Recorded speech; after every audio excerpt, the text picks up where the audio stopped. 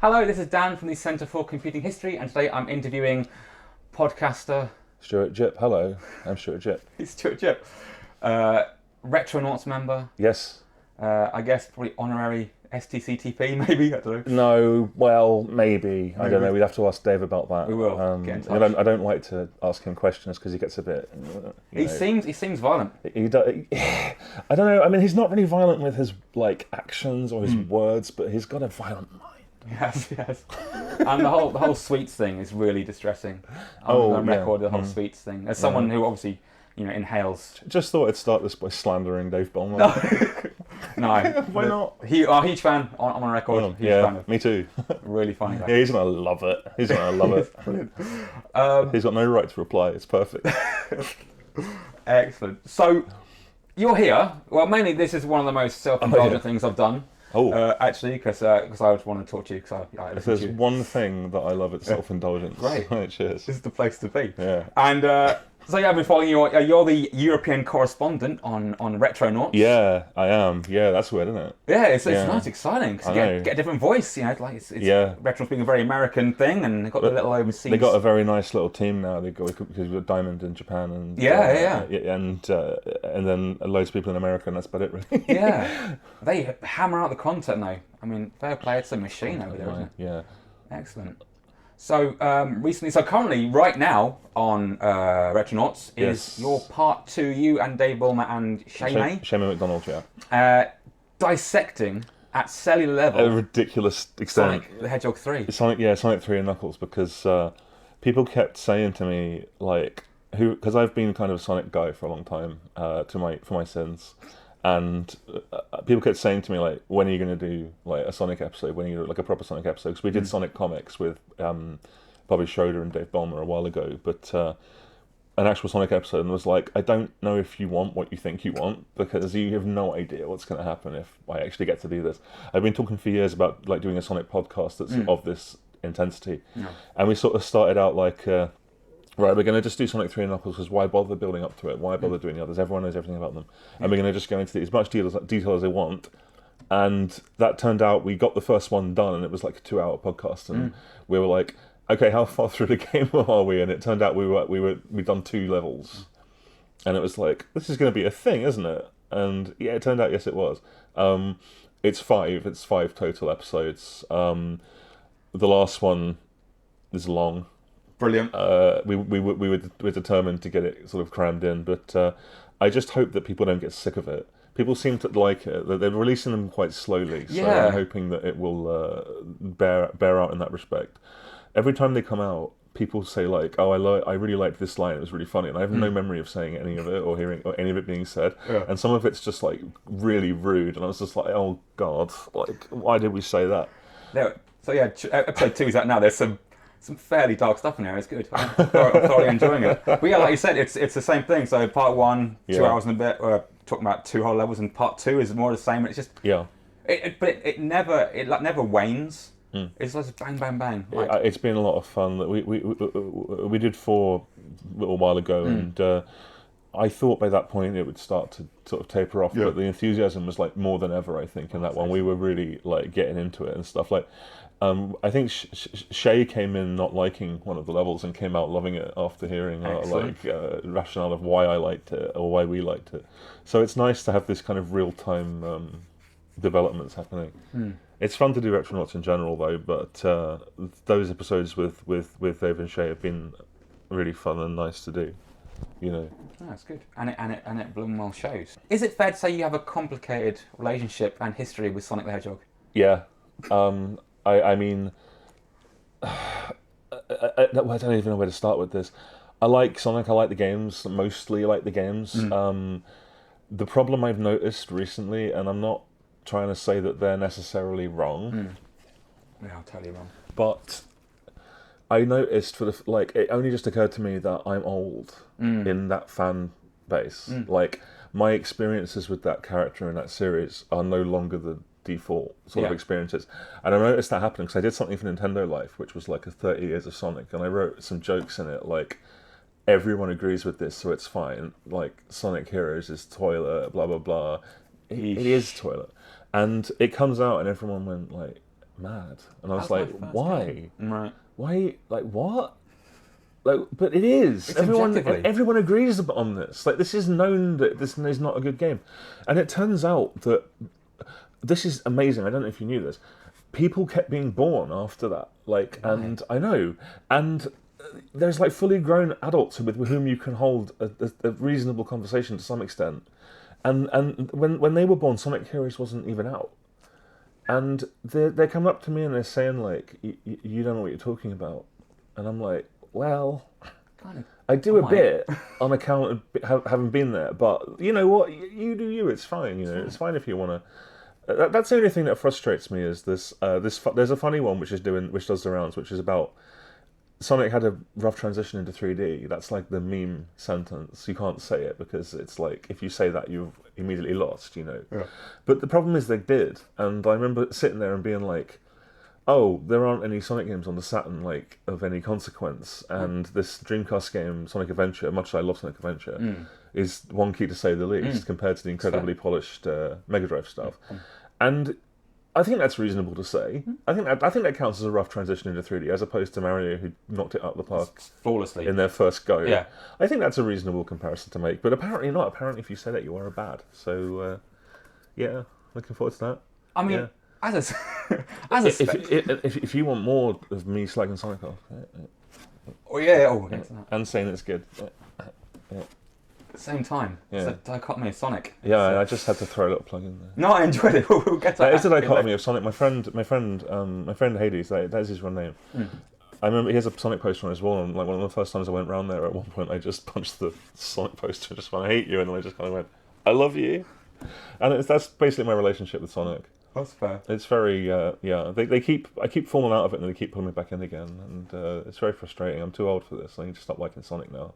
I need to start liking Brian Lara cricket. That's true. Despite the numerous flawed attempts of getting Sonic into 3D, we've had that absolute masterpiece last year? Frontier?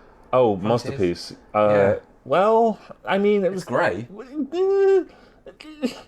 I would call it a bad game.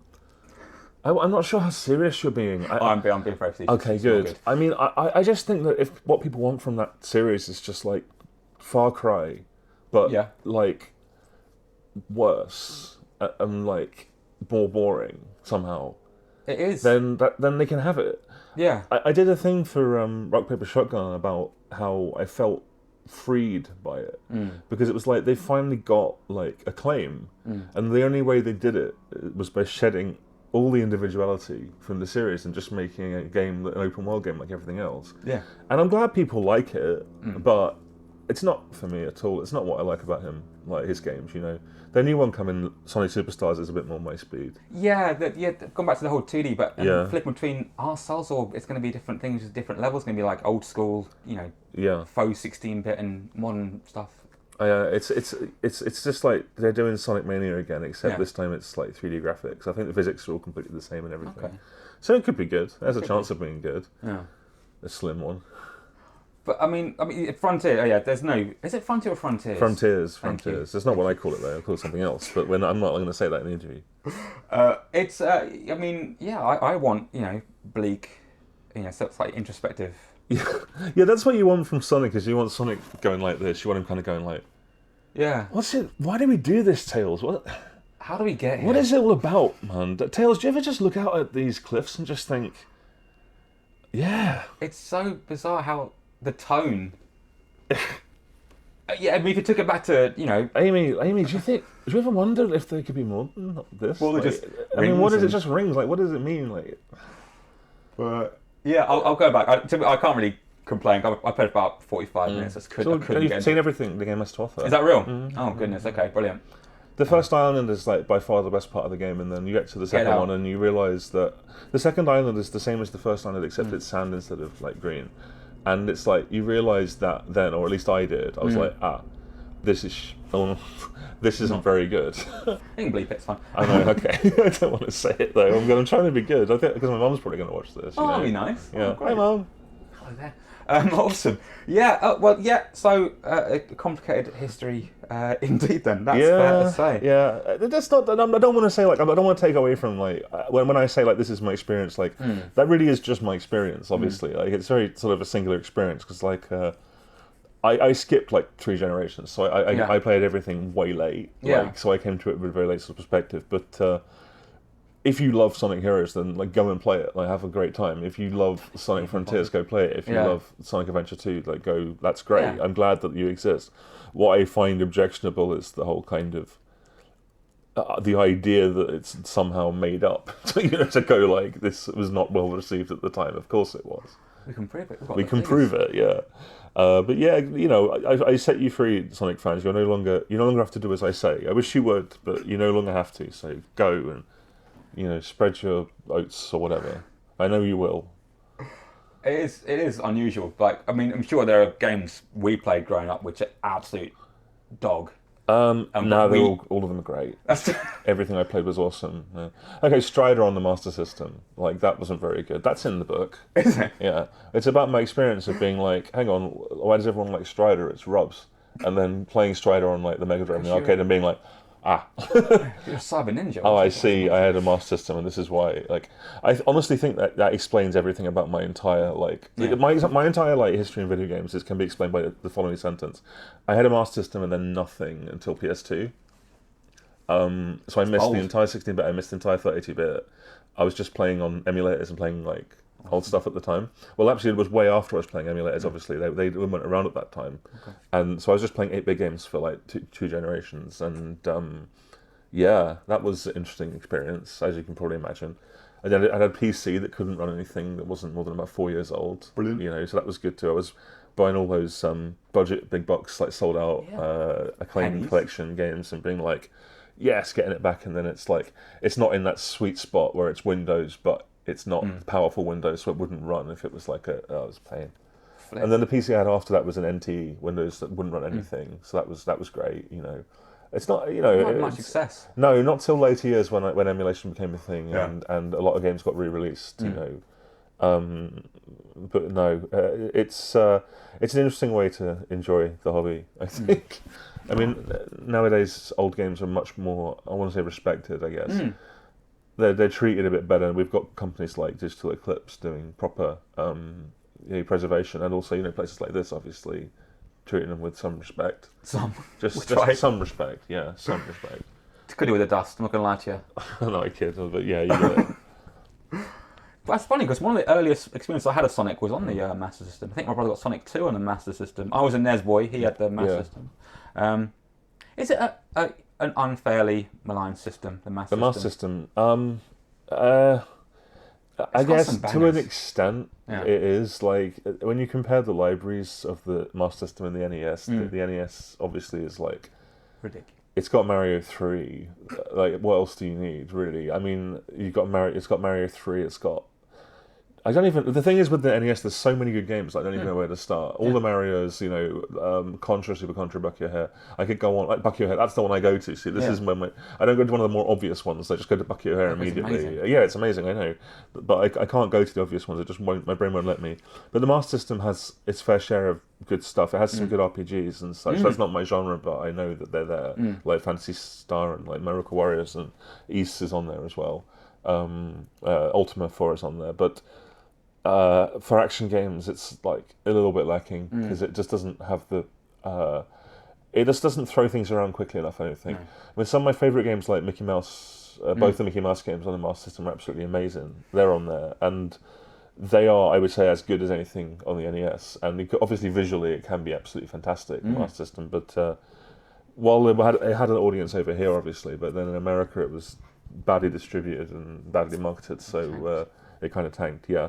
I'd call it maybe the correct amount of maligned, because it does have its fan base and they are very committed. But I guess the one thing, going back to Sonic, because I always do, and I apologise. Why not? Well, they just released Sonic Origins Plus, which is a collection adding a load of Game Gear games, and it's like, why did you add the Game Gear versions when the Master System, much better ports with much more space to see around you? They're right there.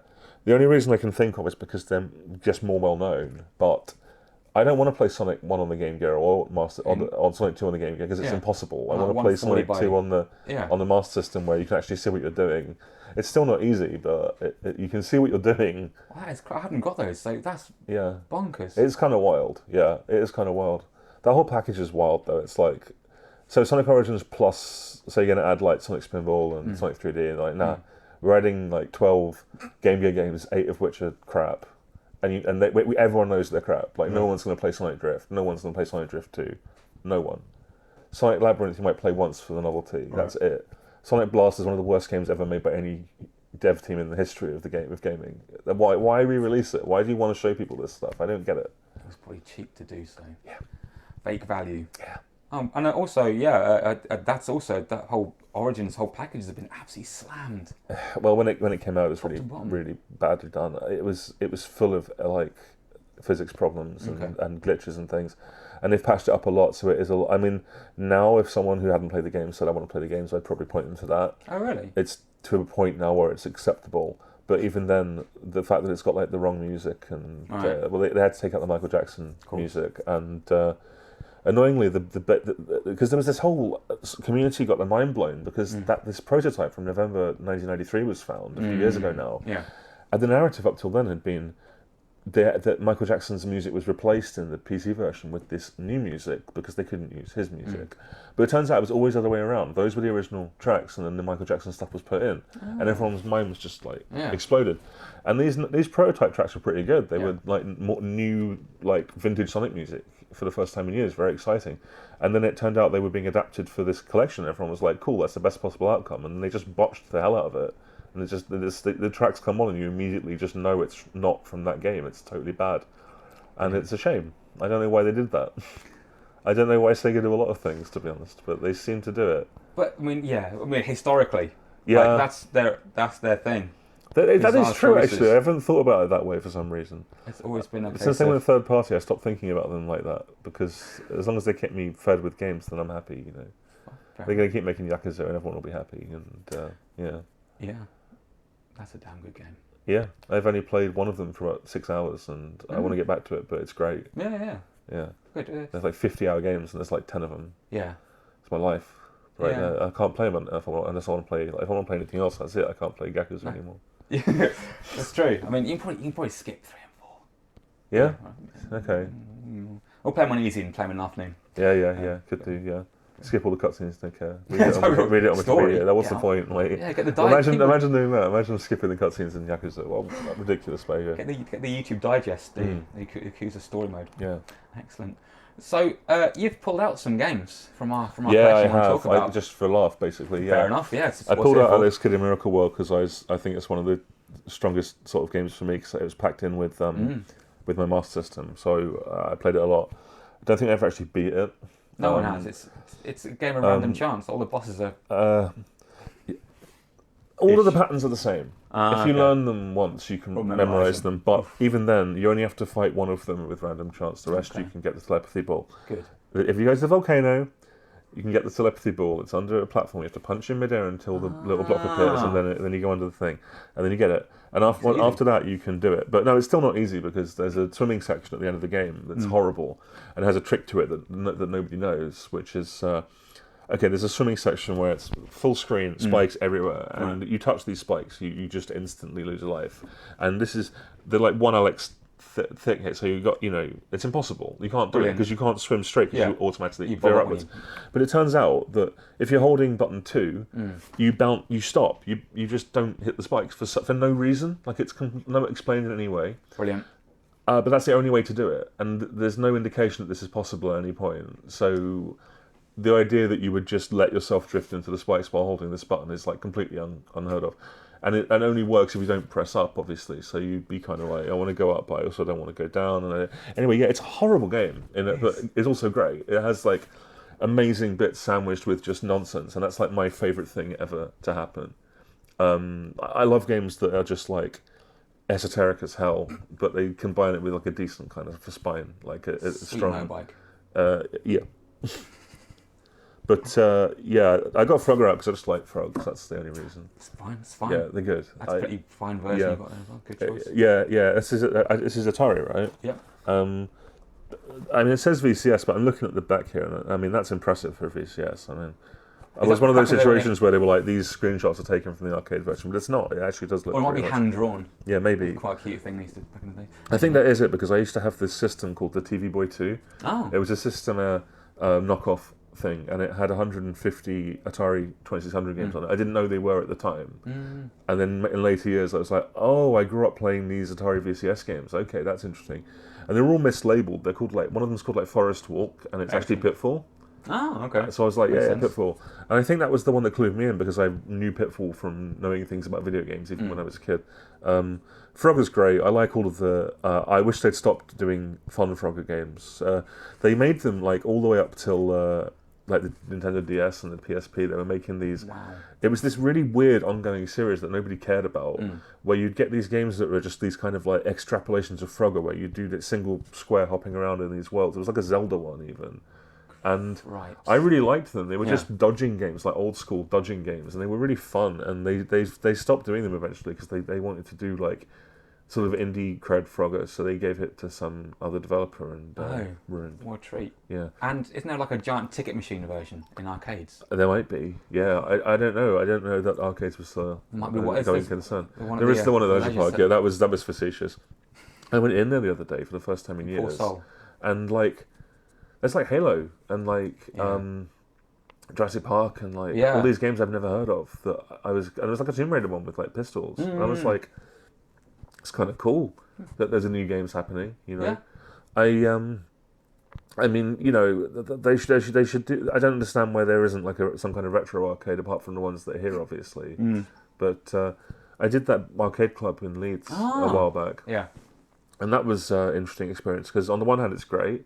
But on the other hand, I'm really tall, and it's incredibly painful to be on those machines for more than like a minute. Really? Because you're like hunched over in the controls, you know. I'm like 6'7", for God's sake. I can't play that stuff. I need a stool, but then you become the guy who brings the stool to the arcade club. Yeah, I don't want to do that. It was good though. I had all cool games like Robotron and like Theatre Rhythm and all that cool stuff. I was excited.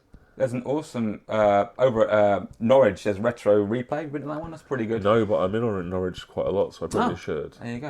I'll give that a go. Have you been to Barcadia yet? Where's that?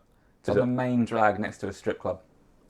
Which strip club? No, I'm joking. Good point. I won't narrow it down in any way. I don't know. Is this in Norwich again? Yeah, it's a newly open one. I think I've seen it like opening soon. I didn't know it was. I haven't been there. No.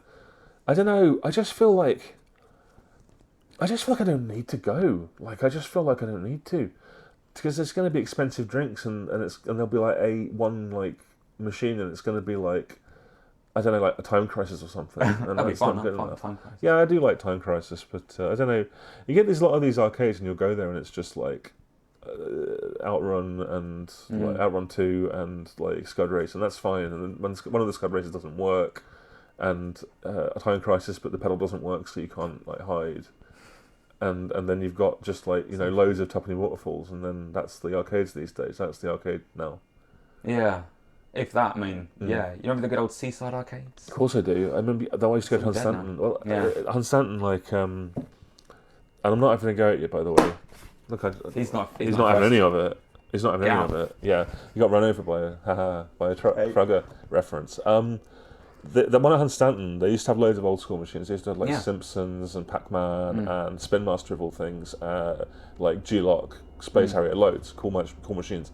And Retro Gamer Magazine, God bless them, started doing this feature called Arcade Hunt, and they featured in Hunstanton one issue. And next time I went to Hunstanton was a few weeks later, and they're all gone. Every single one of the machines are gone because the collectors have just descended on the place, and they were just like, "Here's money." Yeah. And when I was like, Retro Gamer Magazine, I love you, but you must never feature this again ever. You must not do Arcade Hunt anymore, because this is what you're doing.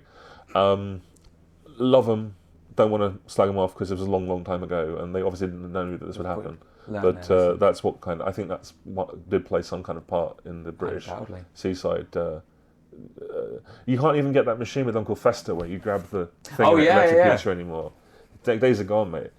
That's my Desert Island disc game. If I could take any game with me to it would be the Uncle Fester electrocution machine, so that when I didn't want to live anymore, I could just vibrate yourself to death. Yeah, that sounds good. Right, awesome, brilliant.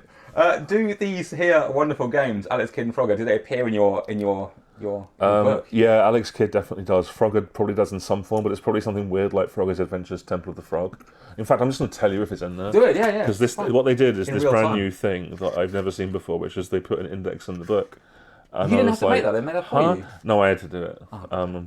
Yes, right there. Frogger's Adventures Temple of the Frog. Brilliant. Do I know me or what? I know, he's so on board. So, Please buy it, thank you. it's really big. It is massive, it's a chunk, Yeah, because you see these things sometimes, you buy his books, it's like this big, you're getting value for money. Yeah, the hardback's going to be like brutal. Like it's going to be you could kill a man with it, and if you do, let me know, and I will sign it. Yeah. Is that coming out? Is the hardback come out? Back in the days, always the hardback came first. I think later it's both out at the same time. Tomorrow it's just a matter of personal preference, really. Amazing. Like, yeah, how bad do you want this book to like dismantle the foundations of your house? I want it 11. You want it 11? Okay. Well, you can't have this one. It's mine. It's my only copy. I'm sorry. They've only given me one. I saw Jeremy Parish, the Retronauts. Jeremy Parish was in London the other week. I just doxed him. And he's not there now, so it's okay. And I went and he gave me this in London. Wow. That was nice of him, yeah.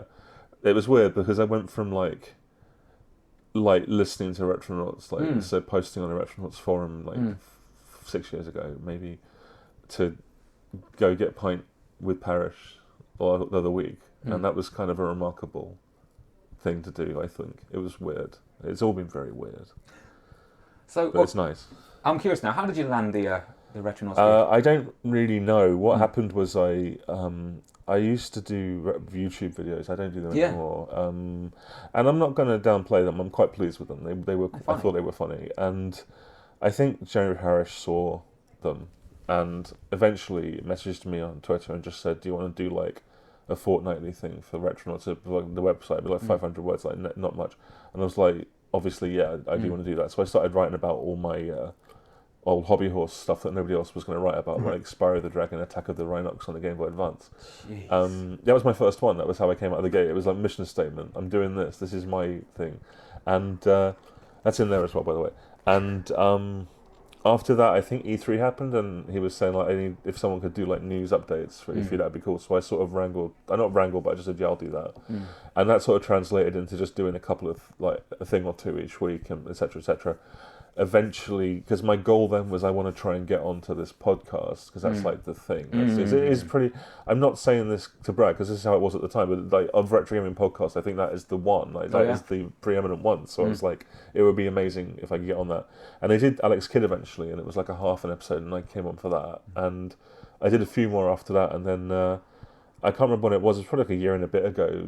Jeremy just said, because I'd done loads of guest spots by then, do you want to like start hosting some? Do you want to do that? And I did Lego games was my first one, a subject which I was like barely knowledgeable of. It was it was on like the charter of we're doing episodes based on this, I think, and I got I'm not assigned it, but I think I picked it out because it was doing stuff like Lego Island and Lego Races and Rock Raiders and all these games that I still don't have a huge knowledge of. Probably, yeah. That's awesome. I don't know Lego Trains. It sounds amazing though. I'll show you later. I would love to know Lego Trains. And from then, just kept doing them, I guess. Kept pulling them out. I try and get as many done a month as I can, so I can backlog them in case I get distracted or something. But then when I started doing episodes with Dave Ballmer, people seemed to respond to that because there wasn't really anything else like it on Retronauts. Because the first few I did because Lego games I was really nervous. You can tell when you listen to it. Halo I did, and I was really nervous doing that, but it sort of broke the ice a bit. I think it was me, Jeremy, and John from Digital Foundry, John Lennerman. Oh wow, okay. And for some reason, the ice kind of broke there, and I felt a bit more comfortable being myself, and that means just making stupid jokes like almost constantly because I can't help myself going off on tangents about whatever trivia comes to mind. I love doing that. Sometimes people don't like it, but I'm not going to stop. And then from then on, I got sort of confident, and I was like, I'm going to do Zool, the ninja from the Nth Dimension, the best game character of all time, pretty much, with Dave Ballmer, because he'll know. And Dave came out of the gate with this anecdote about the time he'd drawn a picture of Zool and the girl Zool having it off, and his geography teacher saw it and said it was cool. Wait, what? Yeah, exactly. And I lost it. Like I was just one of the funniest. Imagine saying that to someone, and I just was there and then. I'm just like, okay, this is what this is now. We're just gonna plumb each other's like psyche and try and dig out just garbage like this while also informing about video games. I would say sometimes the ratio slides back and forth a bit, but people seem to like it, so I'm gonna keep doing it. I just want to keep making better and better episodes, hopefully. I've got together, so I've got these kind of crews now where like there's Dave and Shay as one side, John from Digital Foundry again, John, Thomas Nicol, and hopefully Audie from Limited Run. We've done some episodes recently. We did like Asterix and. We did Mickey Mouse Castle of Illusion games, that sort of thing. And we're going to sort of cover the licensed games end of the spectrum because there's a lot of talk about that people don't do. Asterix was fascinating because I already know, if I'm getting your name wrong, I'm sorry. I already knows so much about it that it turned into organically sort of a two-parter because in the middle of it I was just like, okay, this is taking a really long time in a good way, so I'm going to extend this because like I do not want to tell you to stop because this is like too good. So that was a lot of fun. I hope people will not mind that there are 2 Asterix episodes. Because, again, it's a very niche topic for the Americans, but that's kind of the point. Yeah. Like, we've got Bob and Jeremy are doing what they do, and Diamond's doing what they do, and we've got Nadia doing fascinating episodes about, like, Final Fantasy ROM hacks and stuff, and Vobo from Giant Bomb, and there's someone else who's joined, and I can't remember what their name is, and I apologise. I don't think they've done one yet. Kevin, maybe that might be it. But there's this nice crew now that's making these eclectic kind of episodes, and I'm not saying this like this is not meant to be like braggy, but I do think it's made the show better. It's given it more scope. You know, there's more stuff being. We did an episode about Popeye recently, excellent, and that was gold. talking about like Don Priestley games and the trapdoor and stuff, and it was really enjoyable. And at the end of it, I just kind of thought to myself like, this would not have happened before. Like only me and Dave could have done this episode. I think. I hate saying that because I know how it sounds, but you know, I'm not. You know, how it is. I'm just pleased with the work we're doing. No. Basically, I am pleased with it. I hope it continues. Basically, I hope we can keep making new ones. Yeah. I'm not going to run out of ideas. So, yeah. No, as a listener, man, that's definitely the stuff I tune in for. Do you have free reign in what you make? Yeah, I mean, a list of ideas. Yeah, I usually jot down what I want to do on the schedule. If it's something that I feel like might cross over with someone else, I'll have a word with them. Like I did Donald Duck games recently, and cartoon-based games is kind of a Bob Mackie thing. So I just said, "Hey, is it cool if I do this?" And it's like, "Yeah, sure," because I didn't want to step on anyone's toes. You know, we did recently accidentally cross over because we did video pinball. That's not come out yet, but we did video pinball with the name is escaping me and I feel bad, but the developer or the guy behind Demon's Tilt, Zeno Tilt, and it turned out that Jeremy already also had video pinball on the schedule. I didn't notice until after it was recorded, and I was just kind of like, oh. But he was okay with it, unless he's planning on accepting revenge later or something.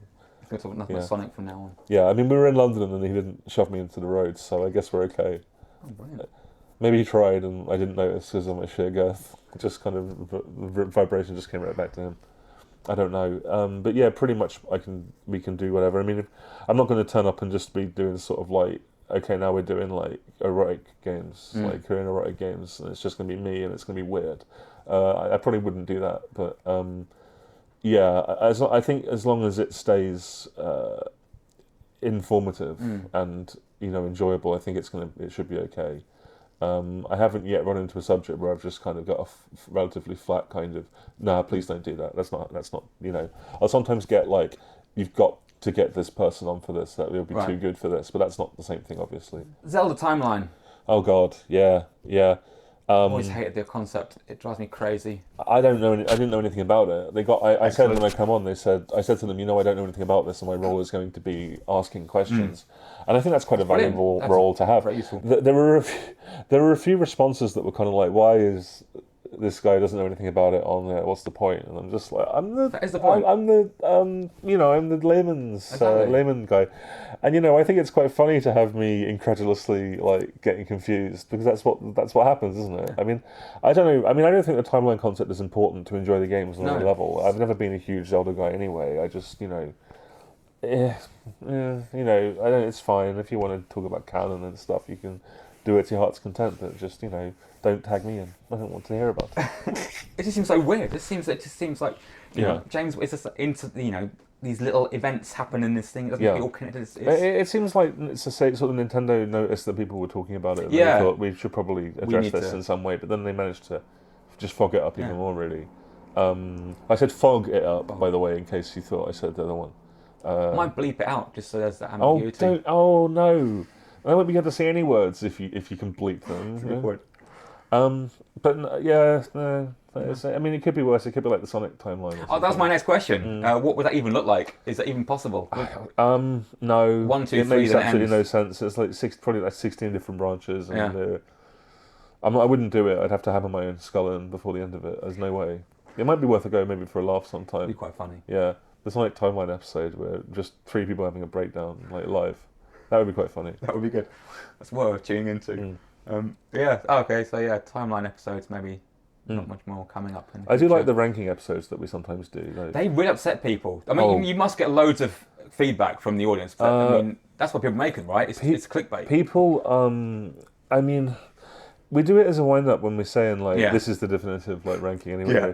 When I gave one of my favourite things that's happened, and I've heard people talk about this a fair bit, it was when we did Mario, and I ranked Mario World at 10 out of I remember this. 25.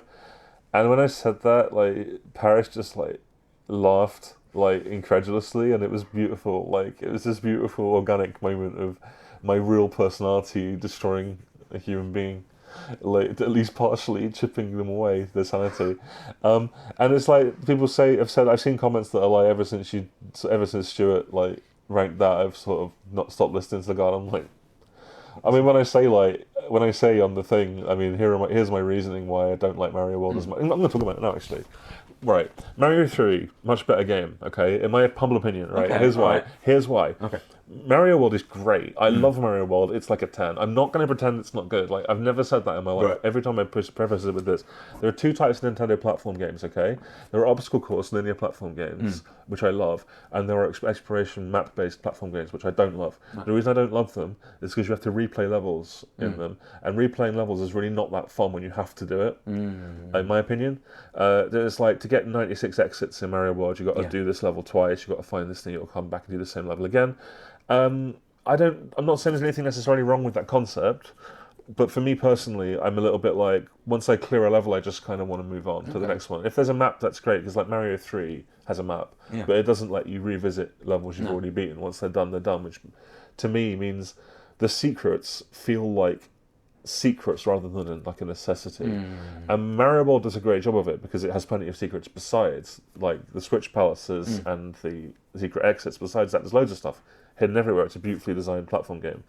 But when you extrapolate that, you end up with something like Yoshi's Island, which the first time I played it was a 10 out of 10. I loved Yoshi's Island. I loved Donkey Kong Country 2, for example. The problem with those games is, once you've beaten them once and you've done it 100% and you've gone, that was amazing, you go back to them ever, and every time you play, you're going to want to get 100%. And once you know where everything is, it turns it into a chore, I think. You're not running through breezily having fun, because if you're just doing that and you're not getting 100%, you know you're not finishing it. And I'm not saying you have to do that. That's absolutely not the case. It's a psychological thing. In my head, when I play Yoshi's Island now, if I don't get 100%, I can't move on, to the next level, because it's I need 100 points. Well, I'm not going to unlock the final levels, and I can't play the final levels. Donkey Kong Country 2, unless you get a certain number of these Creme coins, you can't play the final levels unless you. And almost all platform games after that follow that kind of loop. You need a certain amount of these things, or you can't progress. And that's not unique to Nintendo or anything. It's just, I think that Mario 3 and Mario World are a very, very clear branching path. One direction is what I like, which is linear platforming. The other direction is what I'm not as keen on, which is replaying levels platforming. So that's why I rank it kind of low, and I think that's reasonable. It's always just been my opinion. I think that's reasonable. I mean, I love Mario platform games. Every time a new one comes out, I get desperately excited. I love New Super Mario Brothers, all of them. People don't like those games for some reason. Rock solid. And I'm I want to shake them. I'm just so what we've got here is 4 games with probably 300 plus new Mario levels designed by R&D1, Nintendo, the artisans, and you're complaining because Mario looks like Mario. Is that what your problem is? And I don't get it. I'll never get it, ever. Pointless. But no, I mean, you're absolutely right. They're absolutely rock solid. But then, you still got to find the 5 special coins to each level in like Wii, Smash Brothers, Wii U Deluxe. Yeah, Switch. that's true, and I don't love that, but No. I guess I don't know. I guess the fact that there's 3 of them and they're not really like I don't know what it is. It's the distinction between seeing the end and having the 100% mark is a bit more vivid. I mean, New Super Mario Brothers, if you die too many times, you can't get like shiny stars on the main screen at all. Which is one of my favourite mean things Nintendo has ever done. If you had the Super Guide feature, which if that ever appears, then that's it. You cannot get 100% properly, and that's designed to make you not want to do it. I think it's like how New Super Mario Brothers 2 was a kind of almost a satire of collecting. So it's like collect a million coins, billion coins. So they become so meaningless. It's great.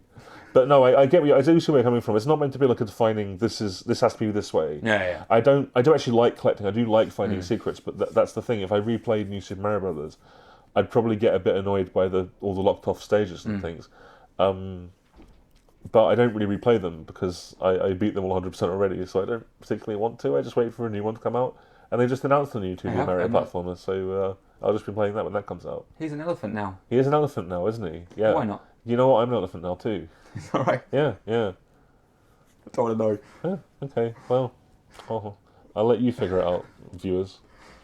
Every time Mario game comes out, it's always knocks out the park. He always saying, how can I make more? What's the next one going to come out? And it's like, I mean, elephants. I didn't love the look of it at first because it looked like they've got these huge, like wide open, like no intricate sort of levels. But then I remembered it's 2D Mario, so it's probably going to be great. I might as well just stop worrying. I was a bit annoyed that they didn't announce any Kirby though. Like I know we just had a Kirby, but that's no reason not to announce more Kirby.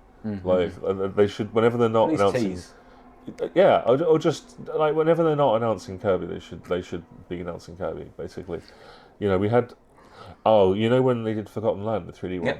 When they announced that, I was so salty. I was just like, no, the only 2D thing ever that's left is gone now. Why would they do this to me? Why have they taken my boy and they've made him 3D? Why would they do this? And then, of course, when it comes out, it's amazing. It's pretty absolutely special. Outstanding. And it's like, it taught me something which I should really learn, which is that I should never say anything, like, or express any of my opinions. It's a mistake. So you get hands Please on, maybe. buy this book full of my opinions. Facts, yeah. But no, Kirby's my favourite. Okay. So, it's reason enough. Yeah, it's a good boy. Yeah. That was a very, very, very good game. And I was saying, you see it, you're used to playing Kirby in 2D, and it comes out, and all of a sudden it's like faux open world kind of stuff, big spacious levels, and you're kind of like, It was a little bit disappointing at first because I just loved 2D Kirby so much, and Star Allies was so good. I loved Star Allies. And the reviews were bad, and I was just like, you know what you're talking about, this is great. I think there was a lot of kind of like, it's just more of the same, and I'm like, I know, there's more of the same is good when it's what this. You want. That's how it is with New Super Mario Brothers. It's like, oh god, more 2D Mario levels made by Nintendo R&D1. Running and jumping in incredible environments. Brilliant. Yeah, so that was rubbish. Ludicrous. The final boss was tricky though. Which one? On Kirby? Kirby, yeah. Oh yeah, that was cool though.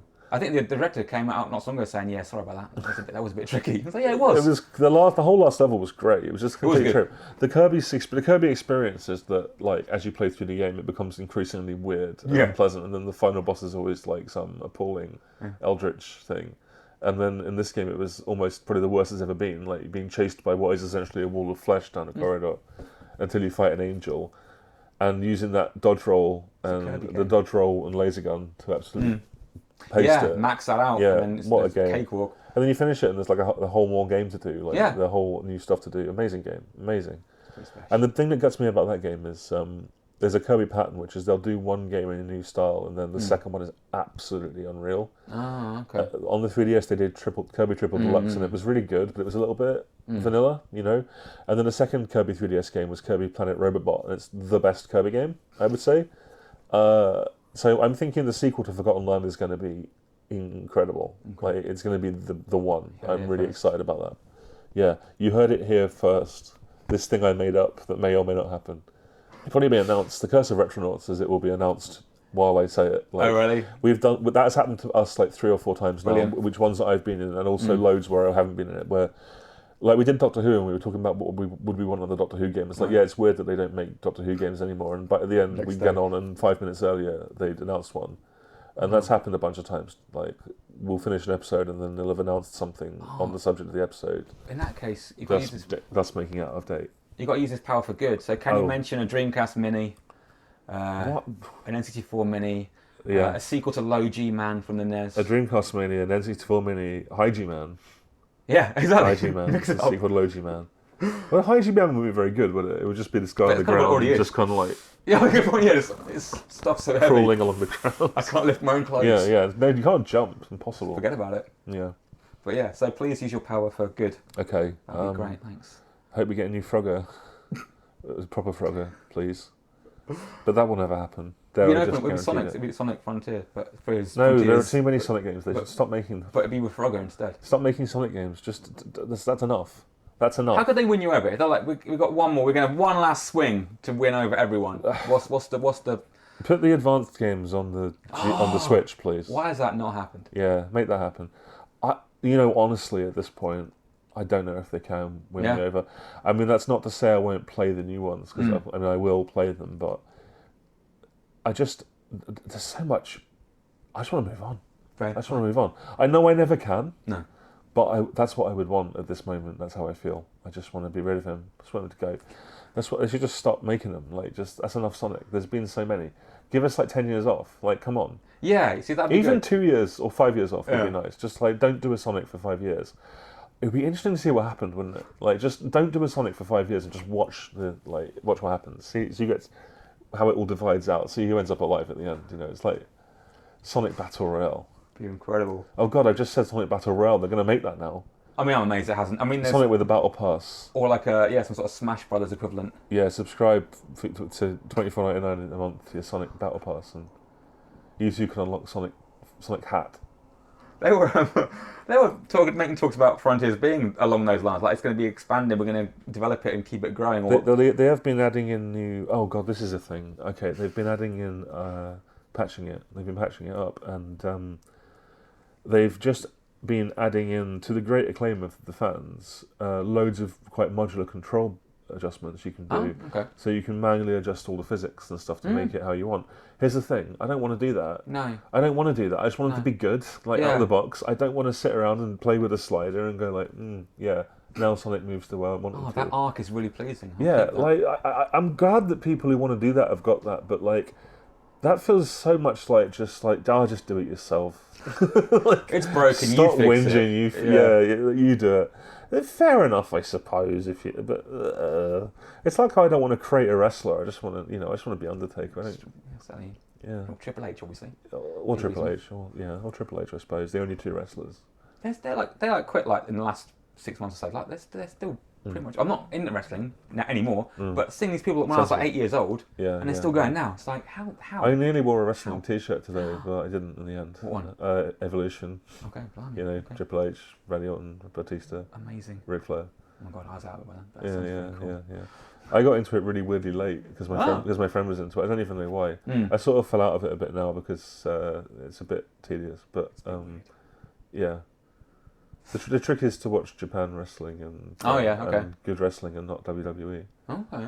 They do it seriously over there. Well, yeah, they do. Though WWE's got a little bit better now that Vince has stopped being in charge of it. But this isn't a wrestling show, so it can be. It could be.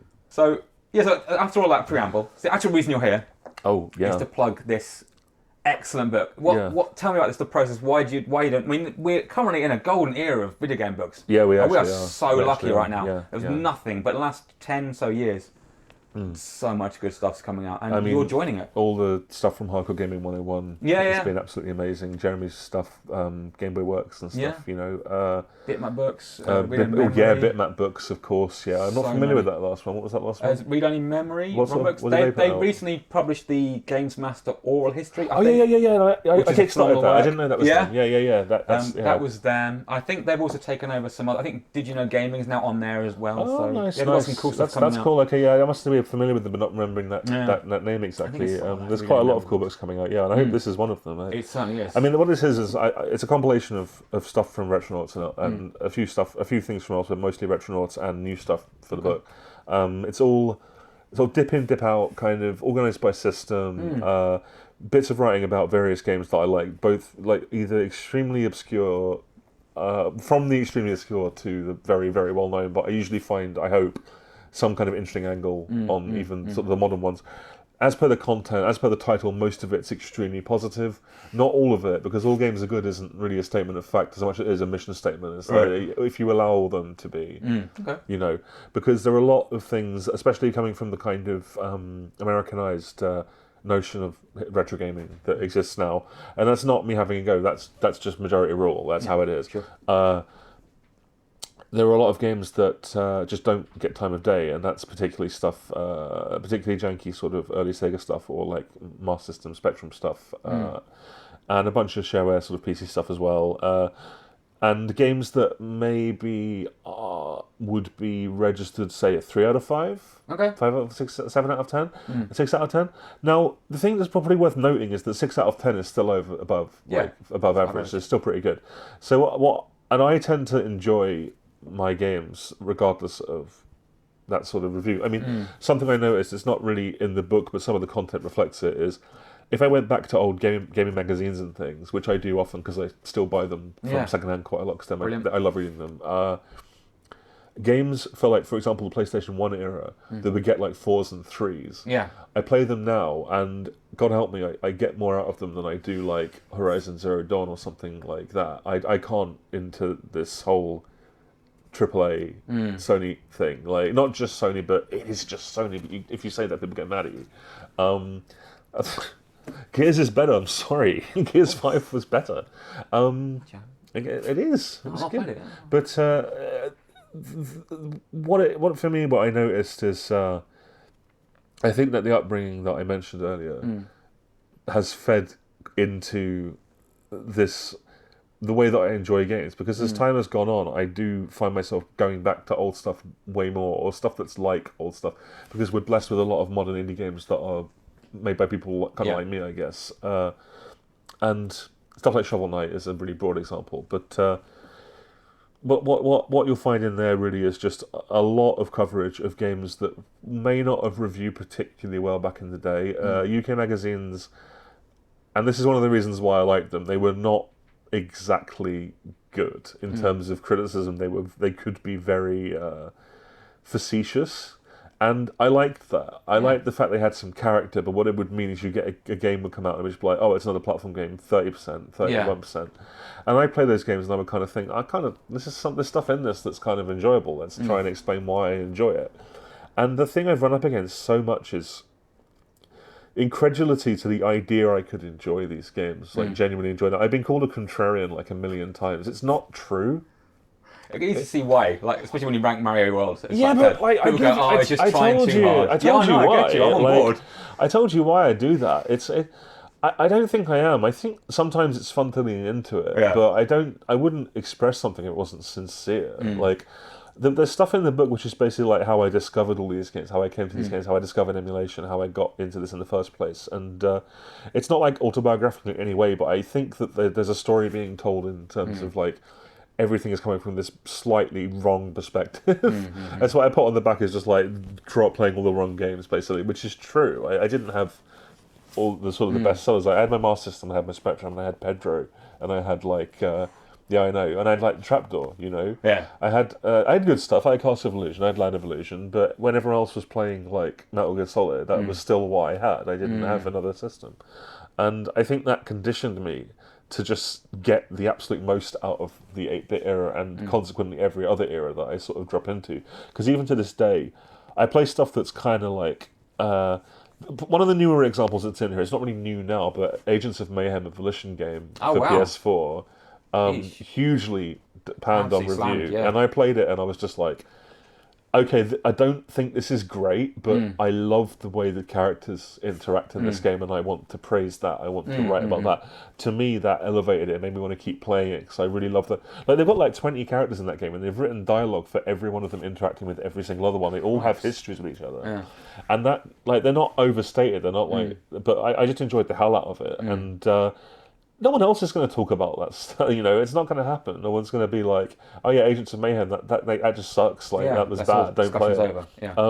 I mean, they've gone on to that with the new Saints Row, which has very similar sort of problems. It got panned again, but partly because it's. Oh, well, I hate to say it, but partly because the lead characters aren't hetero white straight guys. Kind of upsets people sometimes. It does.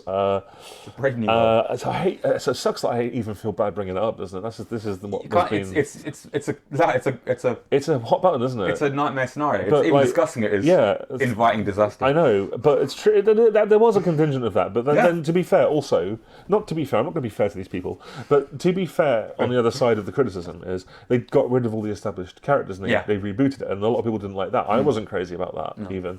But then the game comes out, and I think it's really rather good. I really enjoyed it. It's not in the book. It's just an example of where they went sort of from there, and that's kind of the approach I'm taking to everything in there. It's like you've got Arid Acrobat in there, like you've got the official Father Christmas game for the Spectrum in there. That's probably the most obtuse thing in the book. Really? But if I grew up with it, or if I later loved it, it's going to be in there.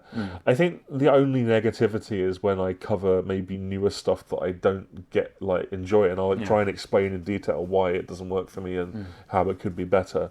But I think people will find stuff to enjoy, and I'm hoping that by reading it they'll be entertained and they'll hopefully try some of the stuff out that maybe they wouldn't have necessarily before. It's not a willfully obscure book, it's just all very much drawn from my experience. It's not like me going, what weird thing should I talk about this week? It's if I played it and I want to talk about it, it's in the book, and I just hope people are going to enjoy it, and if they don't, again, kill someone. You could. It's a hefty time. Yeah, you don't need to read it, just as long as you buy it. Just buy it. Just, buy multiple copies, glue them together, stick them to a pole.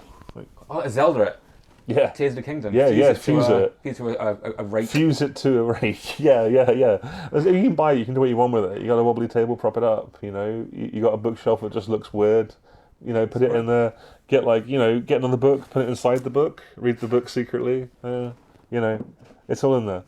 It looks brilliant. Hopefully, we'll be stocking some at some point. I hope so. Yeah, I'm hoping to get some copies because it's going to be on limited run. Excellent. So it might be. I don't want to say because I don't know. It's going to be on Amazon eventually, but I don't know what the UK situation is going to be like. Unfortunately, you should definitely buy the book.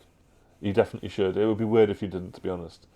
As just a consumer. Yeah. I'm very interested. I'm interested. I'll be buying this. I hope you will enjoy it. Yeah, I think I will. I think it's I am biased, but I do think it's an enjoyable book. It's it's eclectic. It's stuff written from all over the place, but and it's full of silliness, but it's also full of what I hope is good games writing. So if you wanted something that not super dour or. But still being analytical, and that's it. I guess the best way to say it is if you listen to my Retronauts episodes and you enjoy them, this is just a very long words version of that. Right. Slower to digest. Yes, good. No, that's good. Well, like I said, I'm super excited. Hopefully we can get some here, and we'll stock it. Yeah. And where can we find you and all that other stuff? You can find me here sometimes. Hanging. That's actually. We'll come back in a minute. But asking around downstairs. You can find me on Twitter at Stupacabra, which is like Chupacabra, but it's Chupacabra. Not as easy to type. No, it's not, no. And you'll find my awful, terrible tweets there, which are very unprofessional, and I really need to do something about it because I'm trying to sell a book. Or you can listen to me on Retronauts, retronauts.com, or go patreon.com/Retronauts if you like Retronauts and you want to give Retronauts some money to get additional Retronauts. They'd probably earn it. Yeah. I didn't want to do the sales pitch, but it's like $5 and it's like 4 episodes a month. That's pretty good, I think. It's nuts. Yeah. It's crazy. Plus, also Diamond Fight's really cool. Mini episodes, they're really good too. Yeah. And where can we get the book for now, or where can we express interest? It's going to be on limited run games. I'll have a link or something, but for the time being, we'll post that. It's being sold to limited run games in hardback and paperback, and whichever one, give it a go because it's good. You'll like it.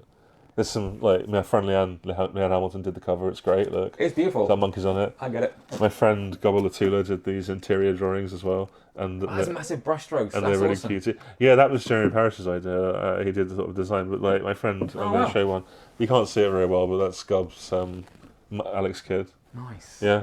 It's one of my favourite things about doing Retronauts is that I can give my friends, like, you know, work. A little boost. A little nice bit of work, yeah. Publicity. It's called nepotism. It's good. It's how it works. How the world works. No, it's talented people who I want to hire to do things. Excellent.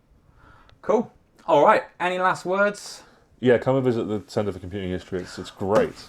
So, it's all right. It's pretty awesome. It's fine. It's It's fine. There's nothing immediately dangerous. Sometimes there's stuff that doesn't work. That's okay. It happens. It's old stuff. It's all right. It happens. Yeah. That's actually so the first. Well, the one time you were on. Well, I think the time you were on Sonic the Comic the podcast again. Checked out. It's amazing. You said on it you came here and you did the thing on the BBC where you write 10 print. Yeah, I did. And your phrase was Stuart Gipp is skill. I think I did that a few times, at least once. Yeah. Ever since I heard that, Yeah. every time I go in the classroom, I check each beeb. And that's true. And that's been I like haven't done it since then. 3 years now. I did it quite a lot. I remember coming in and writing like goofy movie quotes on all of the computers and having them infinitely loop. I remember coming here and drawing Sonic on the Apple Paint. Good. And it was, good times. I feel like if you're going to give me a BBC Micro with BASIC running, you have to expect people to type the infinite loop Yeah, thing. no, I made a whole video about it, but I asked people to up their game because having white on black is embarrassing. You know, come on, it's 2023. Yeah, that's fair. Yeah. We're all doing coding now. If I don't know anything, I don't know anything I know how to do in BASIC. It's just all we to do that. had. Yeah.